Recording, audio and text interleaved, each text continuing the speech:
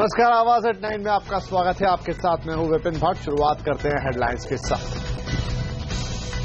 चीनी की बढ़ती कीमतों को थामने के लिए सरकार लगा सकती है वायदा पर रोक। वित्त मंत्री ने की खाद्य, कंज्यूमर अफेयर्स और कृषि मंत्रियों के साथ बैठक। अब कैश का खेल होगा खत्म। 3 लाख से ज्यादा नकदी की लेन देन पर जल्द लगेगी पाबंदी। 15 लाख से ज्यादा नकद रखने पर भी लग सकती है रोक। नए आरबीआई गवर्नर से परिवहन मंत्री नितिन गडकरी की 2% कर सस्ता करने की अपील। कहा, ऊंची ब्याज दरों से इंफ्रा कंपनियों की हालत खराब। धनिया वायदा में भारी गड़बड़ी। 3 दिन में एक्सचेंज के गोदामों में डीमेट स्टॉक दोगुना बढ़ा। सीएनबीसी आवाज की एक्सक्लूसिव खबर के बाद जागा एनसीडीएक्स। कहा, मामले की होगी जांच। बाजार में मुनाफा वसूली हावी। निफ्टी 8650 के नीचे फिसला। आईटी और फार्मा शेयरों की पिटाई। ओलंपिक में शानदार प्रदर्शन के बाद सिंधु और दीपा का जोरदार स्वागत। देश का मान बढ़ाने के लिए मिलेगा खेल रत्न पुरस्कार। लेकिन मैराथन धावक जैशा के साथ भारतीय अधिकारियों के बर्ताव से पूरा देश शर्मसार। रियल में मैं मरने से बच के इधर में पहुंच गई। इतना लोगों का, इतना करोड़ लोगों का प्रेयर के ऊपर ही मैं आज इधर ही हूं। रेनो ने लॉन्च की 1 लीटर इंजन वाली क्विड। कीमत होगी 3,85,000 रुपए। आवाज एट 9 में सबसे पहले बात करेंगे कंज्यूमर से जुड़ी एक बड़ी खबर कि इस त्योहारी सीजन में आपकी चीनी की मिठास बढ़ सकती है। बढ़ती कीमतों को काबू में करने के लिए सरकार चीनी वायदा पर रोक लगा सकती है। इस खबर पर और बातचीत करने के लिए अब हमारे साथ जुड़ रहे हैं हमारे ब्यूरो चीफ लक्ष्मण रॉय। लक्ष्मण, चीनी की बढ़ती कीमत पर सरकार हरकत में दिख रही है। आज वित्त मंत्री ने इस मामले में बैठक भी की है, तो क्या हम चीनी वायदा पर रोक लगते हुए देखेंगे? क्या एक्शन ले सकती है सरकार? हालांकि इस बैठक में कोई फैसला तो नहीं हुआ, लेकिन समझा यह जा रहा है कि सरकार अगले कुछ दिनों तक चीनी की कीमतों की समीक्षा करेगी और अगर चीनी की कीमतें बेतहाशा बढ़ती रहें तो सरकार चीनी के वायदा कारोबार पर पूरी तरह से पाबंदी लगा सकती है। हालांकि वायदा कारोबार के जरिए ज्यादा कीमतें बनावटी तौर पर ना बढ़े, इसके लिए पहले ही एनसीडीएक्स ने मार्जिन मनी बढ़ा दिया था, लेकिन अब भी कीमतें कई जगहों पर, खासतौर से दिल्ली में 42 रुपए प्रति किलो तक पहुंच चुकी है। तो सरकार की चिंता यह है कि त्योहारी सीजन में अगर कीमतें और ज्यादा बढ़ गई तो महंगाई में और ज्यादा योगदान चीनी का बढ़ जाएगा। यही वजह कि सरकार अब चीनी के वायदा कारोबार पर पाबंदी लगाने पर विचार कर रही है। इस मुद्दे पर वित्त मंत्री ने कंज्यूमर अफेयर्स मंत्रालय, फूड मंत्रालय और कृषि मंत्रालय के अधिकारियों के साथ बैठक की, जिसमें खाद्य राज्य मंत्री भी शामिल हुए। इन पर उनकी राय ली गई है, लेकिन अंतिम फैसला अभी लिया जाना बाकी है। जी लक्ष्मण, शुक्रिया इस खबर के लिए। लेकिन इस खबर पर और बातचीत करते हैं एसएमसी कॉम्ट्रेड के रवि सिंह से। रवि, क्या लगता है आपको, अगर सरकार चीनी वायदा पर रोक लगाती है तो कितना प्रभावी होगी रोक और किस हद तक काबू में आएंगे चीनी के दाम?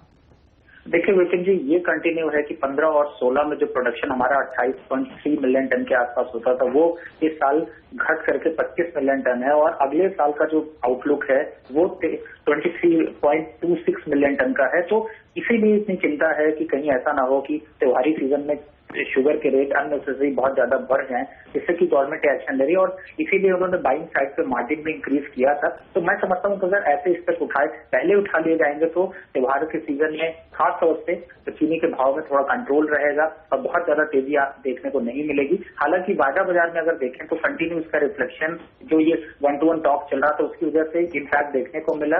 जो भाव 3800 थे वो आज वायदा बाजार के अक्टूबर कॉन्ट्रैक्ट में 3570 के पास है। तो कहीं ना कहीं से ये एक इम्पैक्ट देखने को मिल रहा है और अगर वायदा बंद होता है तो एक स्पेकुलेशन जो है वो कम होता हुआ नजर आएगा। जी रवि, बहुत शुक्रिया। तो सरकार रोक लगाने की यहाँ पर विचार में है चीनी वायदा पर। जैसा रवि भी कह रहे थे कि अगर ऐसा होता है तो त्योहारी सीजन में चीनी की कीमतें बेतहाशा नहीं बढ़ेंगी, कंट्रोल में रहेंगी।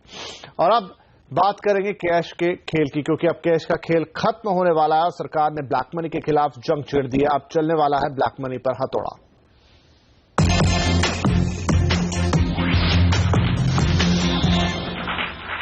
3 लाख से ज्यादा का कैश या कहें नकदी के लेन देन पर जल्द पाबंदी लगने वाली है। सुप्रीम कोर्ट की तरफ से ब्लैक मनी पर बनी एसआईटी ने 3 लाख से ज्यादा के नकद लेन देन पर बैन लगाने की सिफारिश की थी। खबर है कि सरकार ने सिफारिश को मान लिया है।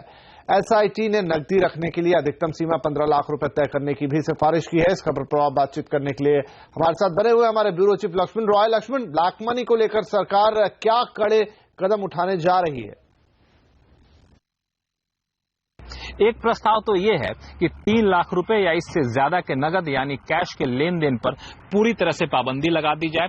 इसके लिए इनकम टैक्स एक्ट में एक खास प्रावधान जोड़ा जाएगा और जिसके तहत ये कहा जाएगा कि अगर कोई शख्स 3 लाख रुपए से ज्यादा का लेन देन करते हुए पकड़ा गया तो वो गैर कानूनी माना जाएगा और उसके ऊपर उस रकम को तो जब्त कर ही ली जाएगी, साथ ही साथ एक मोटा अच्छा खासा जुर्माना भी लगाया जाएगा और संगीन मामलों में जेल की सजा भी भुगतनी पड़ सकती है। इतना ही नहीं, अगर कोई शख्स एक ही समय में एक बार में 3 लाख रुपए या इससे ज्यादा नगद किसी बैंक से निकालता है तो बैंकों को कहा जाएगा कि वो तुरंत इसकी सूचना फाइनेंशियल इंटेलिजेंस यूनिट यानी FIU और इनकम टैक्स डिपार्टमेंट को दे।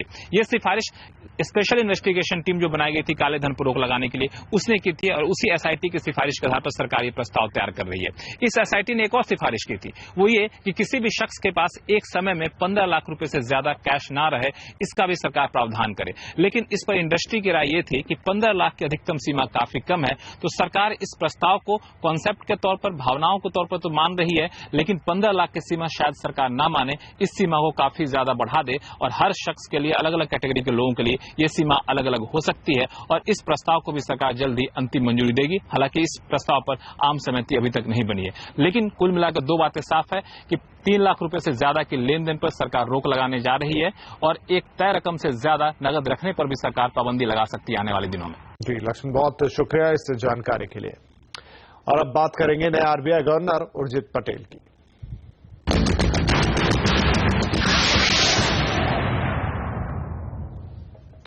RBI के लिए उर्जित पटेल के नाम का अभी ऐलान ही हुआ है और सरकार ने उनसे रेट कट की उम्मीदें भी लगाना शुरू कर दी है। ट्रांसपोर्ट मंत्री नितिन गडकरी का कहना है कि रिजर्व बैंक के पास रेट कट करने की गुंजाइश है और इंडस्ट्री को भी इस वक्त सस्ते कर्ज की बेहद जरूरत है। For paying 11% or 12% interest cost for infrastructure projects is not economically viable. In the whole world, the interest cost is very less. I know the constraint of Reserve Bank and Finance Ministry, but I am expecting from them that he can reduce cost at least by 2%. And that can be a great thing for the infrastructure, where we can make the project economically viable. आर्थिक मामलों के सचिव शक्तिकांत दास ने उर्जित पटेल की governor के तौर पर नियुक्ति को सही दिशा में उठाया गया कदम बताया है। उन्होंने उम्मीद जताई है कि उर्जित महंगाई और ग्रोथ में balance बिठाएंगे। I welcome the appointment of Dr. Urjit Patel as the 24th Governor of the Reserve Bank of India. With his background in monetary economics, in monetary policies and his background in other fields, I am sure he will rise up to the occasion and he will keep in mind the requirements of monetary policy and the inflation target which has been now laid out in the Reserve Bank of India Act, and he will also balance the requirements of growth. Industry और market के दिग्गजों ने उर्जित पटेल को नया RBI governor बनाए जाने को Thums up दिया है। गोदरेज इंडस्ट्रीज के आदि गोदरेज का कहना है कि उर्जित पटेल एक बेहतरीन अर्थशास्त्री हैं और उनके आने से इकोनॉमी को फायदा होगा। उर्जित पटेल के कई क्वालिटीज है जिससे ये पोस्ट में बहुत अच्छी तरह उनका सक्सेस हो सकता है। एक तो यंग है, काफी एक्सपीरियंस है, गवर्नमेंट एक्सपीरियंस है, RBI में भी काफी साल बिताए हैं और प्राइवेट सेक्टर का भी एक्सपीरियंस है। बहुत अच्छे इकोनॉमिस्ट है, बहुत अच्छी तरह उनका एजुकेशन रहा है, तो मैं समझता हूं कि ये बहुत अच्छा सिलेक्शन है और देश को काफी फायदा रहेगा। IMF में काम किए, इंडिया डेस्क पर देखे, फिर इंडिया से वो जुड़े हुए थे इंफ्रास्ट्रक्चर में 10 साल, और इंफ्रास्ट्रक्चर अभी बहुत ही बड़ी प्रॉब्लम बनी हुई है इंडिया के लिए, उसमें वो 10 साल काम कर चुके हैं। तो बहुत ही बढ़िया चॉइस है, समझते हैं इंडिया को भी, मॉनेटरी इकोनॉमिक्स को भी और RBI को भी।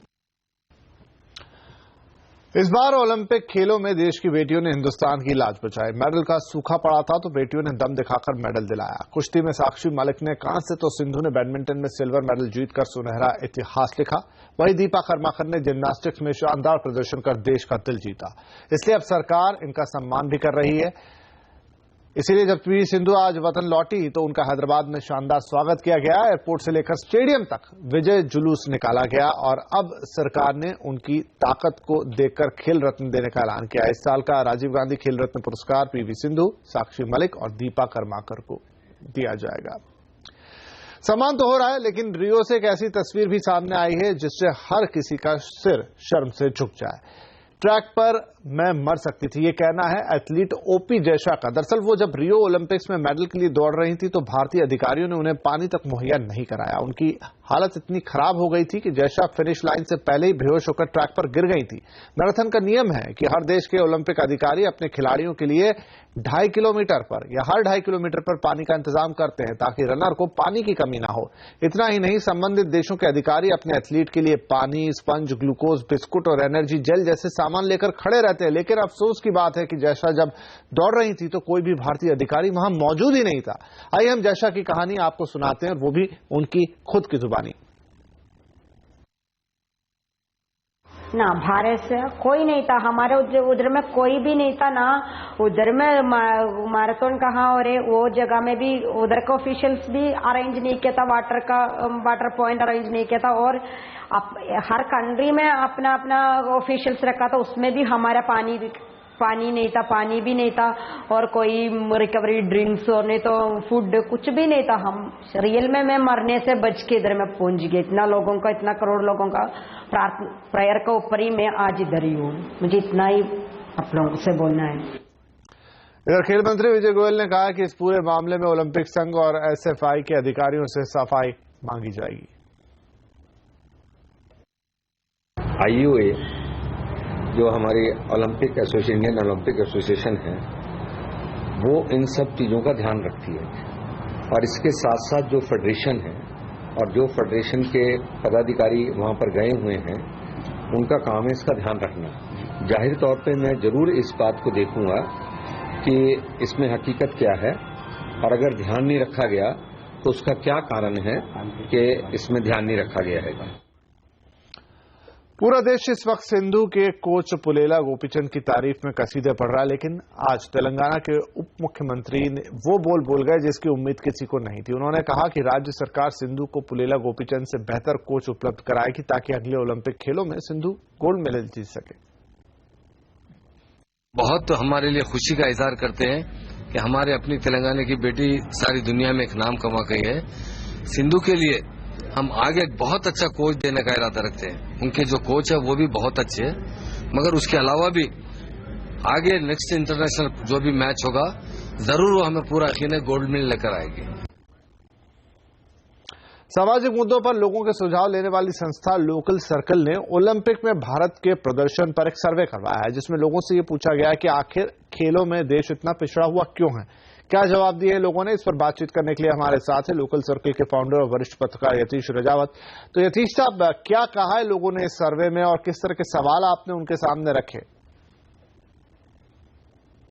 देखिए, जब हमने लोगों से ये पूछा कि जब भी हिंदुस्तानी कंटिजेंट इतने इंटरनेशनल इवेंट्स में जाता है तो क्यों मेडल नहीं जीत पाता।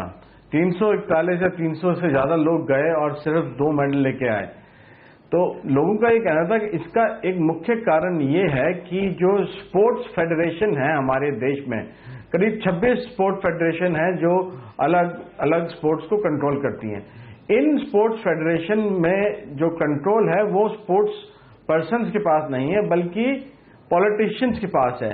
इसी वजह से जो सिलेक्शन होता है वो सही नहीं होता, जो ट्रेनिंग होनी चाहिए वो कभी सही नहीं होती, और एक नेपोटिज्म या मान लीजिए अफसरवाद जो इस पे स्पोर्ट्स फेडरेशन पे बैठा हुआ है, वो उसकी कोई मानक नहीं है कि मतलब आपने परफॉर्म किया या नहीं किया इस साल स्पोर्ट्स फेडरेशन ने, तो आपको लीडरशिप चेंज होनी चाहिए या नहीं, इसका कोई मापदंड ही नहीं है। तो लोगों का ये कहना था कि ये बदलाव बहुत जरूरी है। जी यतीश जी, बहुत शुक्रिया हमसे बातचीत करने के लिए। तो ज्यादातर लोग मानते हैं कि स्पोर्ट्स फेडरेशन या बॉडीज जो होती है वहां पर अगर खिलाड़ी ही रहे तो शायद बेहतर समझेंगे और खेल का ज्यादा यहाँ पर बेहतरी रहेगी। चलिए, इसी खबर के साथ हम लेंगे यहाँ पर एक छोटा सा ब्रेक, लेकिन ब्रेक के बाद अगर आप अपने प्रोडक्शन और मैन्युफैक्चरिंग को बनाना चाहते हैं स्मार्ट, तो बहुत कुछ है मुंबई में ऑटोमेशन एक्सपो में आपके लिए पूरी खबर दिखाएंगे ब्रेक के बाद।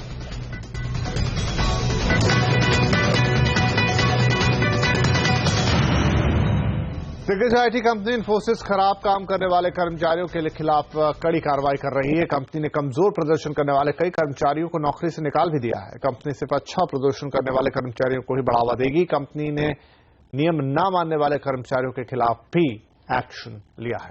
कर्मचारियों को निकाले जाने पर सफाई देते हुए इन्फोसिस ने कहा है कि कंपनी ने कोई छटनी नहीं की है। प्रदर्शन और अनुशासन के आधार पर कुछ लोगों को निकाला गया है, जो लगातार होता रहता है। पिछले साल के मुकाबले इसमें कुछ अलग नहीं है। कंपनी का कहना है कि मीडिया रिपोर्ट्स में जितने लोग बताए गए हैं उससे काफी कम लोग निकाले गए हैं।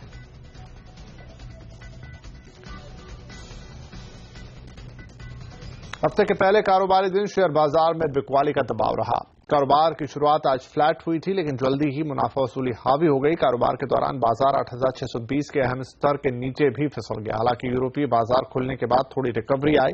कारोबार के आखिर में सेंसेक्स में 97 और निफ्टी में 38 पॉइंट की गिरावट रही। IT, auto, pharma, bank share में मुनाफा वसूली देखी गई। वहीं एफएमसीजी सेक्टर के शेयरों में हल्की खरीदारी भी रही। देश का सबसे बड़ा ऑटोमेशन एक्सपो आज से शुरू हो गया। ये 26 अगस्त तक चलेगा। इस एक्सपो में एक से बढ़कर एक स्मार्ट और नई टेक्नोलॉजीज वाली मशीनों की प्रदर्शनी लगी है। इससे मेक इन इंडिया और देश में मैन्युफैक्चरिंग को आगे बढ़ाने में भी मदद मिल सकती है। ये ऐसी मशीनें हैं जिन्हें आप शायद पहली बार देख रहे हैं। अक्सर ये आपको फैक्ट्री फ्लोर्स पर दिखेंगी, लेकिन भारतीय ऑटोमेशन एक्सपो के मौके पर इन्हें आप देख, छू और समझ भी सकते हैं। यहाँ एसएमई सेक्टर की 500 से भी ज्यादा नई कंपनियां अपनी नई टेक्नोलॉजी का मुजाहरा कर रहे हैं। ऑटोमेशन एग्जीबिशन ये ऐसा प्लेटफॉर्म है जहाँ बहुत विदेशी कंपनीज हैं जो उनके टेक्नोलॉजीज डिस्प्ले कर रही हैं और हमें बाहर जाने की जरूरत नहीं है। हम वो टेक्नोलॉजीज यहाँ पर लेके आ रहे हैं ताकि एग्जिबिटर्स डिस्प्ले कर सके वो क्या दे सकते हैं इंडस्ट्री को, और विजिटर्स इसमें से क्या उनके इंडस्ट्री में यूज करके वो अपग्रेड कर सकते हैं। About 40-50 companies, mainly from China, they are direct participation. Automation की खासियत है कि इसे हर तरह के सेक्टर में इस्तेमाल किया जा सकता है, मसलन food processing, manufacturing, solar power और डिफेंस। ऑटोमेशन से प्रोडक्शन को अब स्मार्ट मैन्युफैक्चरिंग कहा जा रहा है, क्योंकि इसमें कंपनियां कम से कम पावर और मैक्सिमम एफिशिएंसी से काम कर सकती हैं। This automation exhibition gives us a very good platform for presenting our technologies and new products. It inspires us to generate new products every year. The focus more is on IoT. As you can see, everywhere we are showing IoT, because IoT is going to be the future of communication. इस expo में सिर्फ देसी कंपनियां ही नहीं, बल्कि चीन, Taiwan, America और Germany जैसे देशों से करीब 50 कंपनियां शामिल हैं। ये सारी कंपनियां मेक इन इंडिया के तहत भारत में ही अपने ऑटोमेशन पार्ट्स बनाने में लगे हैं। राधिका कुमार, मुंबई। छोटी कारों का बाजार और गरमाने जा रहा है। रेनो ने क्विड का ज्यादा पावर वाला वेरिएंट बाजार में उतार दिया है। क्विड अब 1 लीटर इंजन के साथ आई है और वो भी सिर्फ 22,000 रुपए ज्यादा में। नई क्विड इस सेगमेंट की चैंपियन मारुति ऑल्टो को टक्कर देगी। रेनो ने पिछले साल क्विड को लॉन्च किया था और अपनी एसयूवी जैसी लुक और किफायती दाम की वजह से ये लोगों को खूब पसंद आई। क्विड ने छोटी कारों के बाजार को हिलाकर रख दिया। इसी रिस्पांस से उत्साहित होकर रेनो अब सीधे सीधे ऑल्टो को चुनौती दे रही है। अब क्विड 1 लीटर के इंजन के साथ ज्यादा पावरफुल रूप में आ गई है। पहले वाली क्विड 800 सीसी इंजन के साथ थी। क्विड 1.0 68 बीएचपी पावर देती है। कार की कीमत 3,82,000 रुपए से 3,95,000 रुपए तक रखी गई है, जो पहली वाली क्विड से 22,000 रुपए ज्यादा है। लुक में नई क्विड पुराने वर्जन जैसी ही है, लेकिन फीचर्स में कुछ छोटे मोटे बदलाव किए गए हैं। कंपनी का दावा है कि एनबीएच लेवल, क्लच और इंजन माउंट पहले के मुकाबले बेहतर किए गए हैं। इस गाड़ी में हमने चेंजेस किए। वो कस्टमर्स जो कि 1 लीटर कैटेगरी की कार को एंजॉय करना चाहते हैं, ड्राइव करना चाहते हैं, आज इस लॉन्च के साथ हमने अपने बेस को बढ़ाया है और हमारे कस्टमर्स के लिए दोनों अवेलेबल हैं। इसका जो हमने दाम रखा है वो 0.8 लीटर के जो RXT वर्जन है उसमें 22,000 रुपए ऊपर रखा है सिर्फ। इस सेगमेंट में क्विड के अलावा मारुति की ऑल्टो K10 और हुंडई की ईओन जैसी गाड़ियां हैं जो लोगों में काफी पॉपुलर हैं। नई क्विड का माइलेज 23 किलोमीटर के करीब है, जो ऑल्टो K10 के 24 किलोमीटर से कुछ कम है। कीमत में भी नई क्विड ऑल्टो के मुकाबले की है। रेनो को उम्मीद है कि जैसे पहले वाली क्विड लोगों को खूब पसंद आई थी, वैसे ही ये ज्यादा पावर वाला वर्जन भी युवाओं को अपनी तरफ खींचने में कामयाब रहेगा। रोहन सिंह, दिल्ली। और आवाज एट 9 में आज के लिए इतना ही। कल आपसे फिर मुलाकात करेंगे, तब तक के लिए नमस्कार।